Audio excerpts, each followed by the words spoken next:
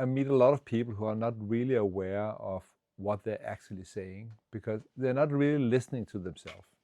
And in this episode today, we will try to bring you awareness, or will we actually bring you awareness to how you use these small words?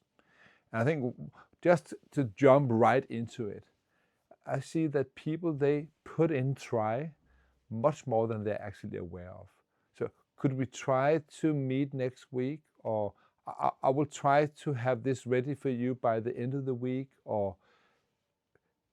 But most people are not really aware that when they use the word try, they're actually setting themselves up for failure and also setting other people up for failure. So what about making up your mind? Do you want to do it or don't you want to do it?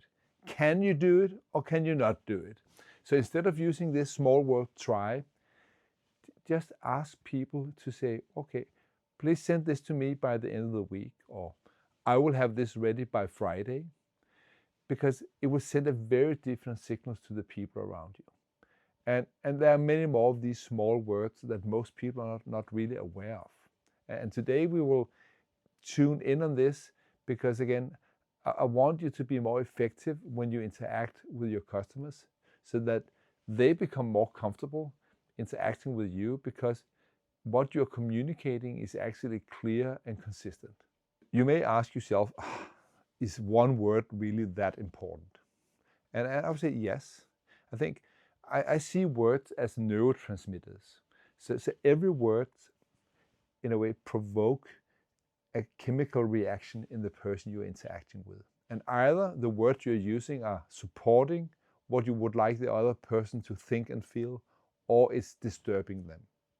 So being aware not only of the meaning of the words you're using, but also starting to pay attention to the actual emotional impact that the words have on you and the person you interact with, have an enormous influence and power in how you are able to actually interact with other people. So we want you to become much more aware than just paying attention to the content of what you're saying. I think some of the small words I often bring up in my trainings is small words like, are you saying we or you or I? And I think all of these small words have its place. So sometimes it's really okay to say, wow, today we can, or today you can. And I know in English it have this double meaning, but it generally it's like this impersonal way, impersonal you. You can understand this easily, or instead of just saying that, wow, I understand this easily, or you can understand this easily. And again, being aware of these small, subtle things, again, have a huge impact. In Denmark, a lot of people are saying man, which is this similar words to you. I think, when you think about it, you really can't be creative. And if what you're meaning is, when I think about it, I can really be creative, then I would strongly advise you to use I. That doesn't mean that you can never use the more dissociated word you, if it actually fits the purpose you want to accomplish. But very often, it can both help you, but also the person you interact with, actually getting the outcome you want faster if you actually use the right small words. So again, if you really believe that you yourself have to do something, then say I.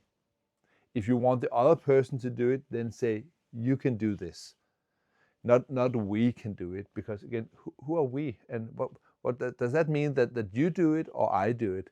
So again, having clarity around this can be very impactful in your interaction and dialogue, both with yourself but also with the customers. I would say a lot of people are setting themselves up for failure because they're using the wrong small words. So they're saying, wow, today I will try to be there on time. That's a very different command to yourself than saying, wow, today I will be there on time. It creates a different imprint in your mind, saying almost the same thing, but in a very different way. And again, here you can say, how does this connect to satisfaction selling? I think I think it connects on a higher level, because in satisfaction selling, we really want you to be aware not just what you're saying, but also the emotional impact of what you're saying is having on you and the person you interact with.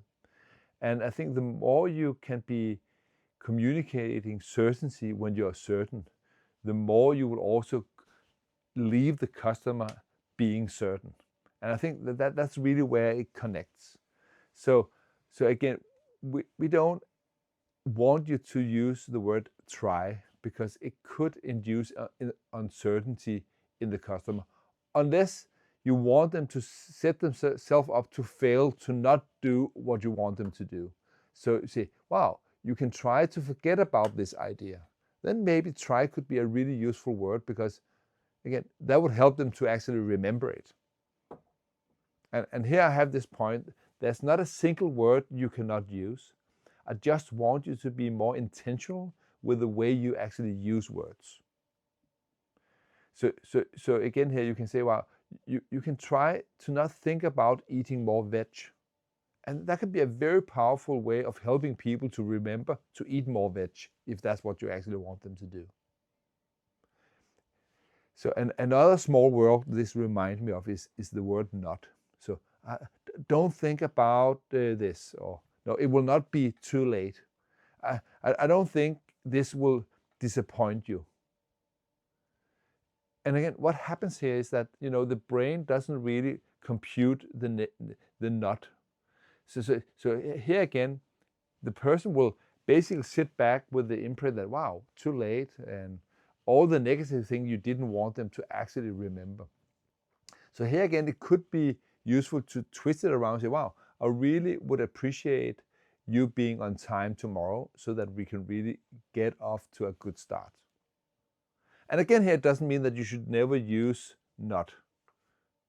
So again, it can be very powerful, but it can also really disturb what you want to communicate with people. So, and this also accounts for how you communicate with yourself. So if you're saying to yourself, I shouldn't eat cake, I shouldn't eat chocolate, I shouldn't,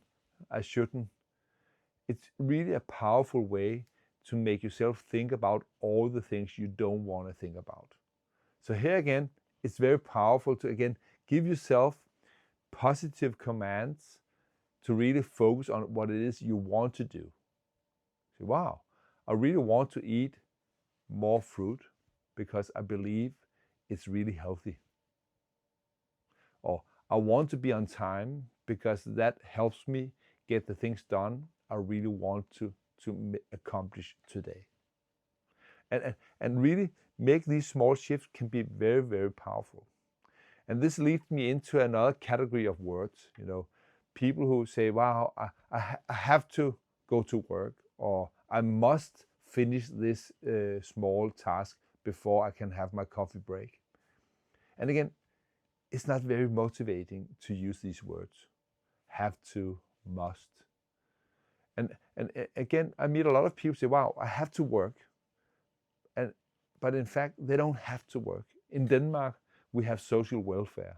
So most people could easily survive even if they don't work. And often when I have this dialogue with them, they realize that, wow, actually, it's not that they have to work. They actually want to work because it gives them a fulfillment.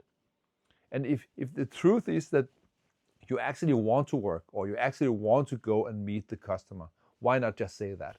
Say, wow, I really would like to go to work today. Because it will have a different impact on how motivated you will feel to actually do what you want to do. So instead of using words that's basically sabotaging yourself, why not use words that actually support you doing what you want to do? And the same awareness you can bring into the interaction you have with your customers. So the more you're thinking about some of these small words, so instead of asking the customer, so what do you have to do to be successful?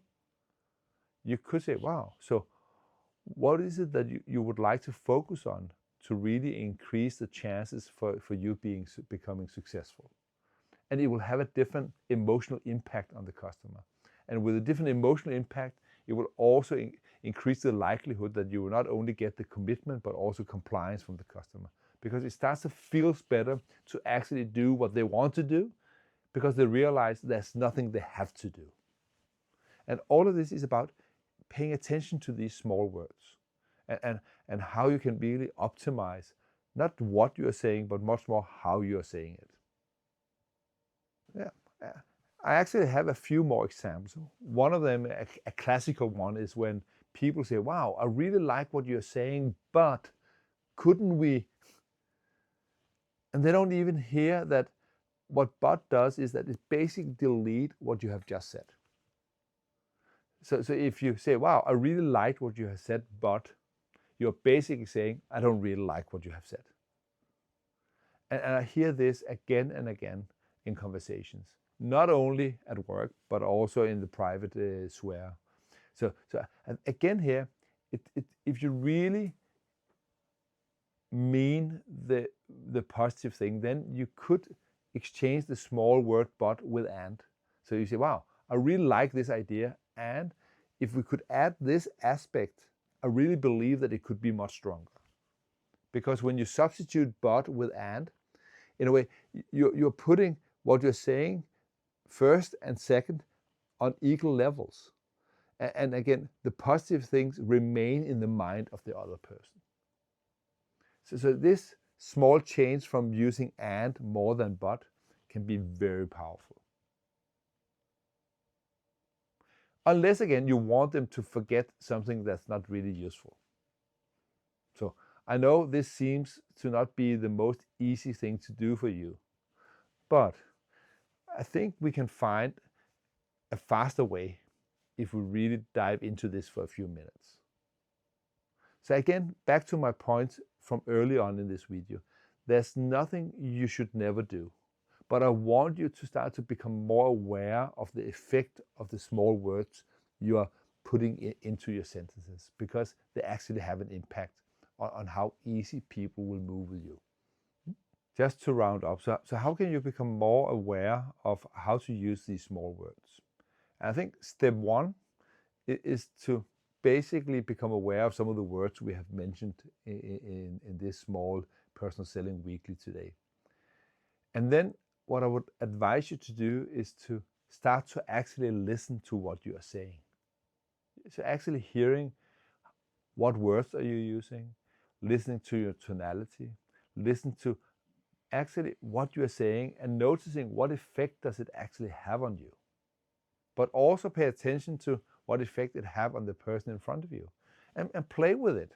So if you don't believe that exchanging the but with an and, or I must with a will, then go and play with it. Be a little scientific about it. So take a few days where all your customer must do what you say, or take a few days where they will do what you say. Take a few days where you use but a lot, and then go out and see the effect it actually have with the people around you. And again here, people will not tell you explicitly, wow, it's wonderful that you now use and instead of but, because a lot of this is happening outside their awareness. So you have to pay attention to their unconscious, their nonverbal reaction to your communication, because I think this is where you will get the real data, the real information on how you have improved your interaction and communication with them. So I hope this have inspired you to become a little more conscious when you're at work, being a little more aware about how you actually apply these small words, so that you can help yourself and your customer actually moving in the direction that create value for both them and you. So, and again here, if you want more inspiration, please come back next week where we'll bring up another topic.